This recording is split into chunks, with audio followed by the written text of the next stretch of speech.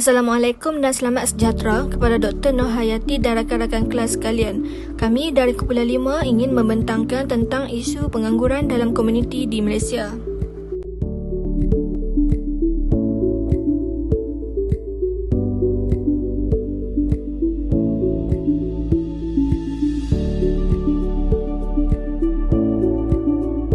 Assalamualaikum dan selamat sejahtera Doktor. Saya Nurfani binti Omar S60303 akan membentangkan pengenalan berkaitan isu pengangguran dalam komuniti di Malaysia. Pada era globalisasi ini, populasi manusia semakin meningkat sejajar dengan peningkatan kemajuan sesebuah negara. Ini menunjukkan bahawa komuniti dalam masyarakat juga menunjukkan peningkatan. Kemajuan sesebuah negara adalah wajar diseiringkan dengan pembangunan komuniti setempat. Namun demikian, isu sosial berkaitan pengangguran semakin meningkat di Malaysia sejajar dengan peningkatan populasi penduduk. Merujuk daripada statistik Jabatan Perangkaan Malaysia DOSM, kadar pengangguran di Malaysia meningkat daripada 772,900 orang pada kadar 4.8% pada Disember 2020 kepada 4.9% pada Januari 2021. Kadar pengangguran negara adalah bersifat berubah-ubah. Hal ini demikian kerana bagi sesetengah individu, pengangguran adalah satu proses semula jadi di mana ianya adalah tidak kekal apabila mereka mendapat pekerjaan. Namun begitu, peluang pekerjaan yang banyak di firma-firma akan menyumbang kepada penurunan kadar pengangguran di Malaysia. Umumnya, kadar pengangguran di sesebuah negara akan menunjukkan pencapaian ekonomi di sesebuah negara. Oleh itu, pelbagai faktor kompleks yang menyumbang kepada kadar pengangguran ini juga perlu dititik beratkan. Okey, seterusnya kita lihat kepada faktor-faktor yang mempengaruhi pengangguran dalam komuniti di Malaysia. Okey, faktor yang pertama ialah individu mempunyai perasaan takut untuk mencuba perkara atau pekerjaan yang baru. Okey, kadar pengangguran akan terus meningkat sekiranya negara mempunyai golongan masyarakat yang mempunyai sikap introvert atau perasaan yang takut untuk mencuba perkara yang baru. Hal ini dikatakan sedemikian kerana ianya dapat merugikan sesebuah negara. Okey, pengangguran dalam kalangan penuntut atau alumni universiti akan terus meningkat sekiranya tidak mempunyai alternatif atau inisiatif yang baru untuk terus berusaha dan berjaya. Okey, sebagai contohnya, penuntut universiti yang susah untuk mendapatkan sesuatu pekerjaan kerana bidang yang dimohon itu sangat had. Jadi mereka boleh menceburkan diri dalam bidang keusahawanan dalam kegiatan ekonomi untuk mencari sumber rezeki yang baru dan pendapatan. Okey. Hal ini dikatakan sedemikian kerana ruang bagi bidang pekerjaan persendirian seperti perniagaan dan keusahawanan ini begitu luas. Manakala faktor yang kedua ialah terdapatnya individu yang kurang berkemahiran. Okey, untuk pengetahuan umum, peluang pekerjaan yang ditawarkan di dalam negara masih banyak, tetapi kebanyakan masyarakat tidak mengetahui cara untuk merebut atau mengambil peluang yang ditawarkan oleh pelbagai majikan ataupun syarikat. Hal ini dikatakan sedemikian kerana kemahiran atau teknik untuk bekerja seperti mempunyai keyakinan diri yang tinggi untuk menyesuaikan diri dalam alam pekerjaan dalam diri individu masih lagi lemah. Okey, jadi individu yang kurang berkemahiran boleh mengubah diri mereka dengan banyakkan bertanya kepada ahli keluarga, saudara mara dan rakan seperjuangan yang mempunyai pekerjaan. Okey, hal ini dikatakan sedemikian kerana mereka mempunyai pengalaman yang lebih banyak dalam sesuatu pekerjaan. Seterusnya kita lihat kepada faktor yang mempengaruhi pengangguran dalam komuniti yang ketiga, iaitu kebanjiran pendatang asing. Okey, sudah terang lagi bersuluh, ramai yang mengetahui bahawa negara Malaysia merupakan negara yang menjadi syurga kepada golongan imigran seperti warga Indonesia, Thailand, Bangladesh, Nepal dan Vietnam.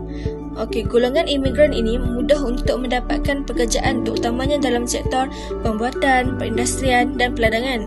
Okey, hal ini kerana para majikan lebih berminat untuk menggunakan khidmat tenaga warga asing berbanding dengan warga tempatan kerana kos yang perlu ditanggung oleh majikan lebih sedikit, seperti jumlah bayaran gaji untuk golongan imigran lebih rendah berbanding dengan warga tempatan. Okey, setiap majikan wajib membayar kepada kumpulan wang simpanan pekerja iaitu KWSP sebanyak 13% untuk setiap pekerja tempatan. Manakala faktor yang seterusnya adalah sikap masyarakat yang terlalu memilih pekerjaan. Sebagai contohnya, sikap alumni universiti yang terlalu memilih pekerjaan yang sesuai dengan kelayakan pendidikan mereka, padahal pekerjaan yang dimohon tidak menepati dan dengan kelulusan dan bukan bidang yang dipelajari semasa di universiti. Golongan masyarakat yang mempunyai sikap seperti ini lebih sanggup menjadi penganggur daripada bekerja kerana mereka berasa tidak layak untuk bekerja sebagai kerani atau jawatan yang kurang setaraf dengan tahap pendidikan mereka. Jika hal ini berlarutan, mereka akan terus menjadi penganggur yang akan menyusahkan kedua-dua ibu bapa mereka dari segi kewangan. Seterusnya, cabaran isu pengangguran dalam komuniti. Cabaran yang pertama ialah Majlis Belia Malaysia mendepani masalah dalam menyusun fokus sektor pekerjaan dalam komuniti. Masalah ini juga muncul disebabkan individu kini memilih sektor pekerjaan yang berdasarkan pada kelayakan diri mereka. Hal ini bertambah sukar apabila penularan COVID-19 berlaku di Malaysia. Justeru dapat dilihat bahawa semua sektor pekerjaan di Malaysia terjejas. Terdapat individu yang terpaksa dibuang kerja kerana penularan COVID yang menyekat aktiviti sosial ekonomi sesebuah pekerjaan. Oleh itu, keadaan ini menyebabkan Majlis Belia Malaysia tidak dapat menjalankan tugas mereka sehingga menyebabkan pengangguran di Malaysia semakin tinggi. Cabaran yang kedua ialah menempuh kesukaran dalam membela nasib belia atau masyarakat. Sebagai contoh, dapat dilihat kini jumlah siswazah yang bergraduat semakin banyak tidak mempunyai pekerjaan. Oleh itu, perebutan pekerjaan dalam kalangan mereka semakin tinggi dan sengit dalam memperoleh sesuatu pekerjaan. Sebagai contoh, dapat dilihat dari segi pendidikan di Malaysia merupakan elemen sosial masyarakat yang masih dalam keadaan yang sama dan tidak berubah. Kursus-kursus yang ditawarkan di universiti awam masih sama dan kurang permintaan pada masa akan datang yang menyukarkan para graduat untuk mendapat pekerjaan. Cabaran yang terakhir ialah kemelesetan ekonomi. Krisis ekonomi ini mampu memberi peningkatan terhadap isu pengangguran di Malaysia. Oleh disebabkan itu, pertambahan dan pemulihan dalam mewujudkan sektor pekerjaan di dalam Malaysia semakin rendah.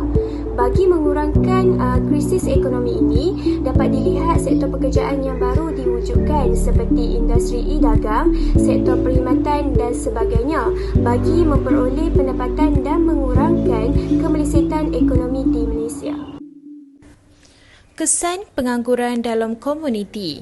Kesan yang pertama adalah mengurangkan pendapatan negara. Pengangguran juga memberi impak yang besar terhadap sesebuah negara. Hal ini berlaku apabila kadar pengangguran adalah tinggi, maka pendapatan atau keuntungan para pengusaha akan berkurangan. Pengangguran menyebabkan buruh kehilangan pekerjaan dan secara tidak langsung menyebabkan kutipan cukai pendapatan berkurangan.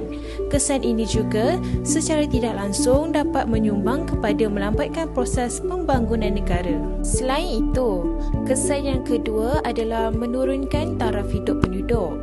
Masalah pengangguran telah memberi kesan negatif kepada ekonomi negara yang memberi kesan kepada taraf hidup penduduk. Sara hidup penduduk di dalam negara dapat dilihat berdasarkan kepada pendapatan per kapita.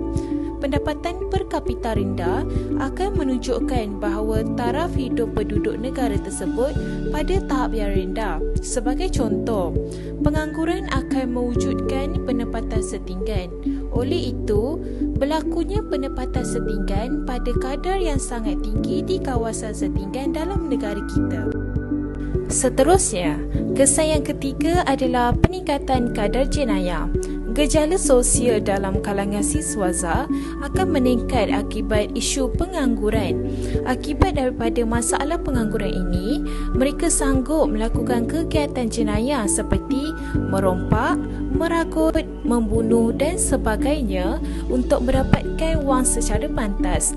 Tambahan pula, mereka juga kemungkinan terjebak dengan aktiviti haram seperti menjual najis dadah. Pada masa yang sama, mereka terpengaruh dengan pengambilan dadah. Kesan pengangguran yang terakhir adalah mewujudkan keadaan tidak tenteram dalam keluarga. Apabila pengangguran itu berlaku, suasana rumah tangga berada dalam keadaan tidak tenteram kerana berlaku pergaduhan dan pertelingkahan antara suami dan isteri. Akibat daripada isu pengangguran ini telah membawa kepada penceraian dalam sesebuah institusi kekeluargaan.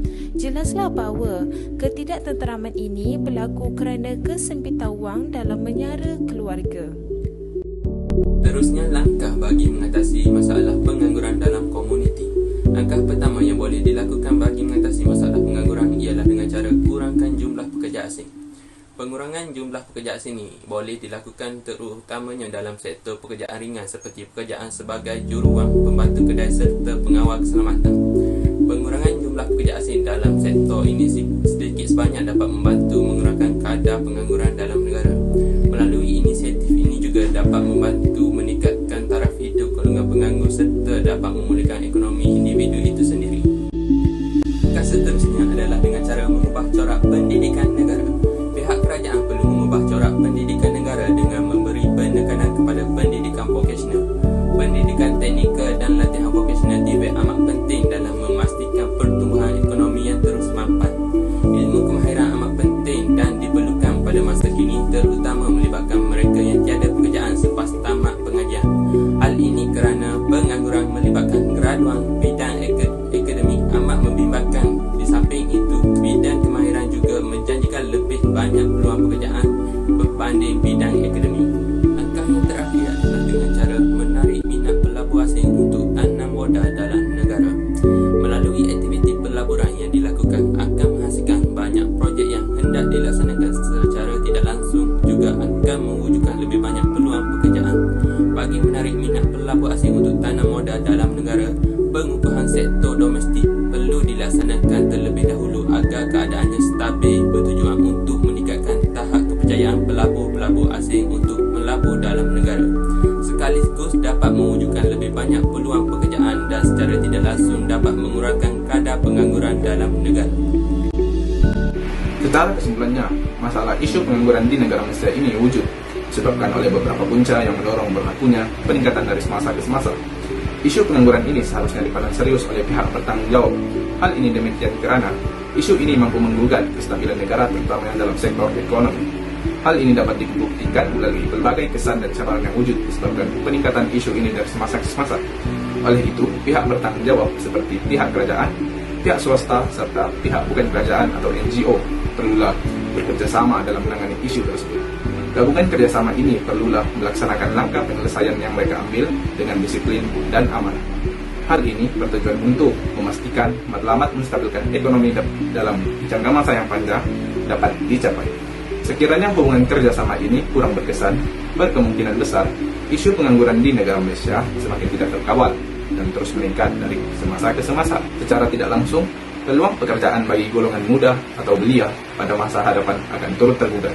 Itu sahaja daripada kumpulan kami. Sekian. Terima kasih.